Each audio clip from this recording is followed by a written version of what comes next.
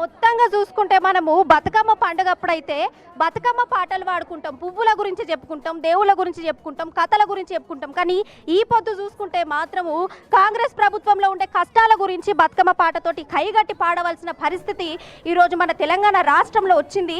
అమ్మలక్కలందరూ ఒక తాన కూర్చొని ఒక కాడ మంచిగా తయారయ్యి బతుకమ్మని ముద్దుగా తయారు చేసి ప్లేట్ల వటకచ్చి మంచిగా ఆడి మంచిగా సాగనంపై బతుకమ్మ రోజు ఇవాళ బతుకమ్మ పాటలు ఈ రకంగా వాడుకునే పరిస్థితి ఏర్పడిందంటే ఇక మీరే ఒకసారి ఆలోచించాలి. ఇక మన ఎంబడి గొంగిడి సునీత గారు కూడా ఉన్నారు కాబట్టి ఈ తెలంగాణ రాష్ట్రంలో ఈ బతుకమ్మ పండుగ గురించి ఒకసారి గొంగిడి సునీతను కూడా తెలుసుకుందాం. నమస్తే అమ్మ. నమస్తేరా, బాగున్నారా? మస్తు మంచిగా ఉన్నాము. మా తెలంగాణ అక్క చెల్లెలందరికీ కూడా పేరు పేరున ఎంగిలిపూల బతుకమ్మ శుభాకాంక్షలు తెలియజేస్తూ మరి ఈ 9 రోజుల పాటు సద్దుల బతుకమ్మ వరకు అందరం కూడా సంతోషంగా పండుగ జరుపుకుందాం.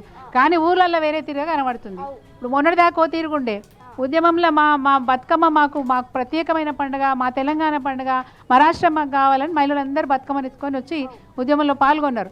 తెలంగాణ వచ్చినాక కూడా మా కేసీఆర్ గారు, మా తండ్రి లాంటి కేసీఆర్ గారు ఆడపడుచులందరికీ సారె చీరలు పంపి మంచిగా బతుకమ్మ పండుగలు చేసుకోవడానికి అనేక ఏర్పాట్లు చేసినారు.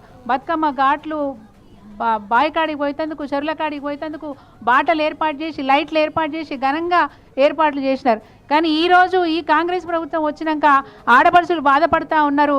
అందుకే ఈరోజు పాటలు కైగట్టి, సొంతంగా పాటలు కైగట్టి పాట పాడుతూ ఉన్నారు.